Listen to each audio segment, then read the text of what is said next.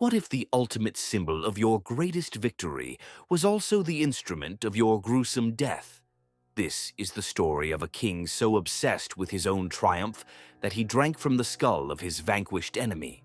It was a decision that would unleash a horrifying wave of vengeance from the most unlikely person, his new wife, the daughter of the man whose skull he paraded around as a trophy. This isn't just a tale of betrayal. It's a chilling reminder of how hubris and cruelty can bring down a kingdom. It's a story that proves even the most fearsome warlords aren't immune to the fury of a woman with nothing left to lose. Our story begins in the turbulent world of 6th century Europe, a time of migration, shifting borders, and brutal tribal warfare. In this chaotic landscape, one name stood out for his sheer ferocity: Alboin, King of the Lombards. The Lombards were a Germanic people who, after a long journey from Scandinavia, had settled in Pannonia, a region we'd now call Hungary. Alboin, born around 530 AD, didn't just inherit his father's throne, he inherited a bitter, long-standing rivalry. Their sworn enemies were the Gepids, another Germanic tribe, and their direct neighbors. This wasn't just a political squabble over land. This was a generational blood feud. And for Alboin, it was personal.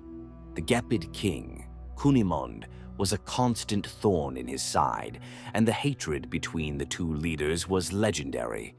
Alboin was a shrewd operator. Knowing the Gepids were a formidable force, he forged a ruthless alliance with the Avars, a nomadic people from the east. The price was steep. The Avars demanded a tenth of the Lombards' cattle and half of all the spoils. In exchange, they would help Alboin achieve his ultimate goal, the total annihilation of the Gepid kingdom. In 567 AD, they struck. The war was swift and devastating. Caught between two powerful enemies, the Gepids were crushed. In the final climactic battle, Alboin met his rival Cunimund on the field, killed him, and beheaded him right there in the heat of combat. With their king dead, the Gepid kingdom collapsed, its people and lands swallowed by the victors. For Alboin, this was the peak of his power. He hadn't just defeated his enemy, he had erased them from the map. But every great victory needs a trophy. In an act of unparalleled cruelty, Alboin had Cunimund's head hollowed out, polished and lined with metal. He turned it into a drinking cup, a scale. This was more than just a gruesome souvenir. It was a constant, stomach-turning reminder to everyone of his absolute power. He would carry this skull cup on his belt, a grotesque emblem of his triumph. But Alboin's spoils didn't end there. Among the prisoners was the Gepid king's own daughter, Rosamund. Alboin's first wife had recently died, so in a move that was part political strategy, part ultimate humiliation, he forced Rosamund to marry him. He thought he could bind the remaining Gepids to his rule, but all he really did was bring the living embodiment of his brutality into his own home. Rosamund, a princess who had watched her family be slaughtered and her father's head turned into her husband's favorite goblet, was now queen of the Lombards. She lived in the court of her conqueror, surrounded by the men who destroyed her world.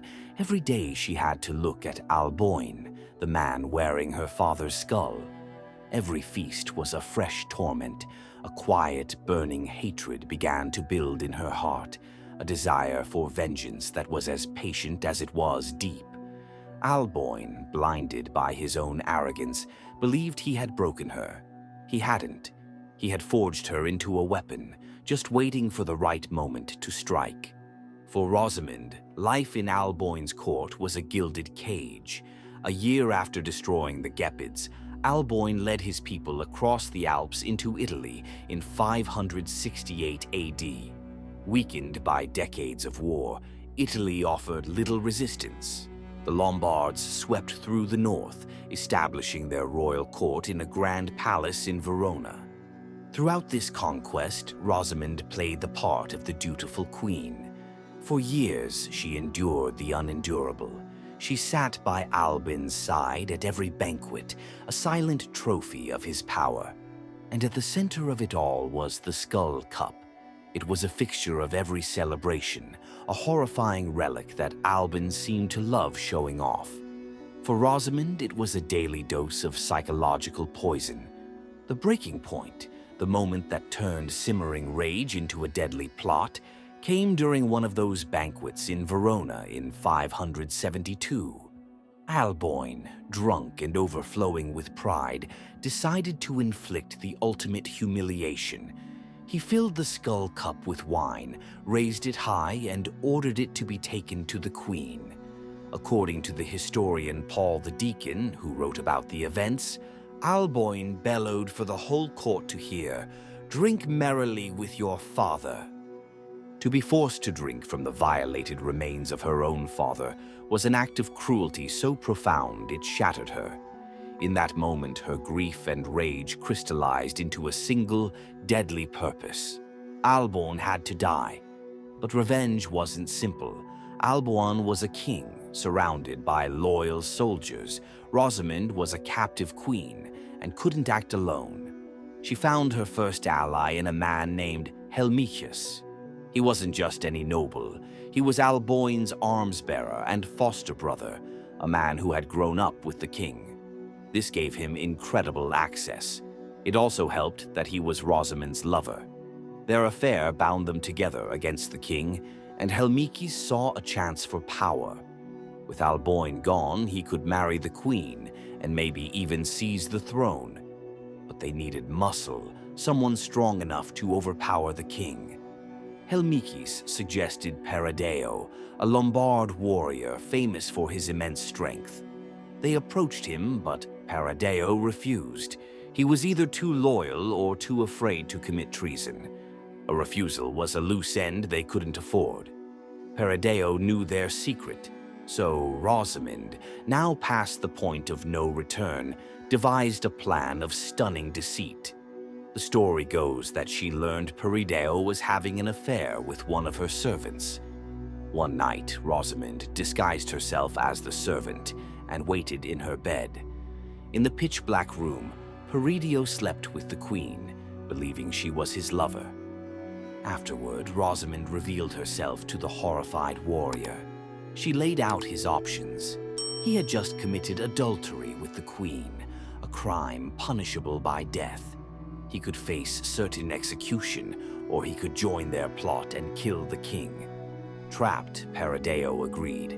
The humiliated queen had become the architect of a king's doom, and the stage was set for the final, bloody act. The day chosen for the assassination came on a hot summer afternoon in 572. Inside the palace at Verona, King Alboin enjoyed a long lunch with plenty of wine. Drowsy and drunk, he retired to his chamber for a midday sleep, completely unsuspecting. This was the moment Rosamund had been waiting for. As the king slept, his wife moved with cold precision. First, she made sure the palace was silent. Then she crept into his bedchamber. Alboin's sword was always kept by his bed. In her most critical move, Rosamund took the heavy broadsword and, using leather straps, tied it so tightly into its scabbard that it was impossible to draw. The most feared warrior in Italy was about to be left completely helpless. With the trap set, she let Helmichius and Perideo into the chamber and stood back to watch. But as they crept toward the bed, a noise or perhaps a warrior's instinct woke Alboin up. He snapped his eyes open to see his foster brother and another man coming at him with weapons drawn.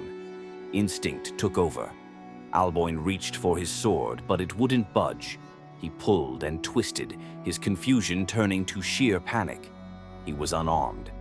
As the assassins lunged, Alboin grabbed the only thing he could reach, a heavy wooden footstool. For a few frantic moments, the mighty king fought for his life with a piece of furniture. But it was no use. He was outnumbered and cornered.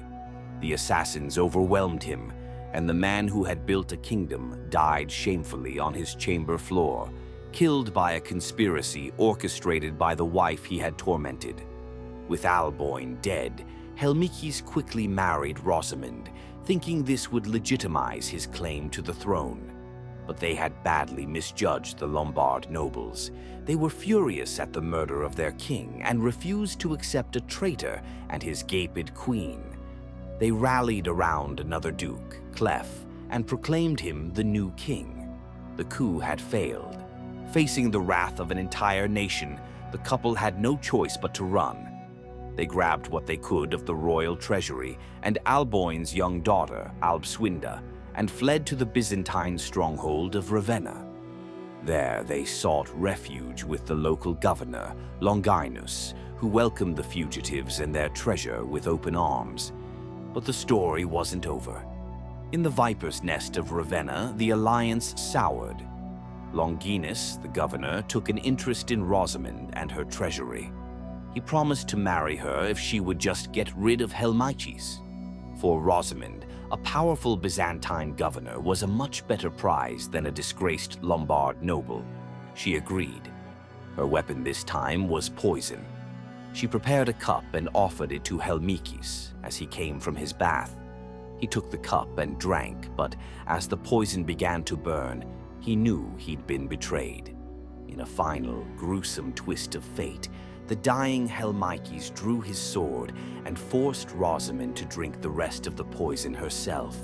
He wasn't going to die alone. The two lovers, bound by murder and ambition, died together on the floor, their saga ending as it began, with a cup. This story is a stark reminder of how personal vengeance can shape history. The characters are dark and complex. So what do you think? Was Rosamund a tragic hero seeking justified revenge, or was she a cold-blooded murderer driven by ambition? Let us know your thoughts in the comments, and if you enjoy diving into the most shocking stories from history, make sure you subscribe for more. Alboin's death didn't just leave a body, it left a gaping hole at the heart of his new kingdom.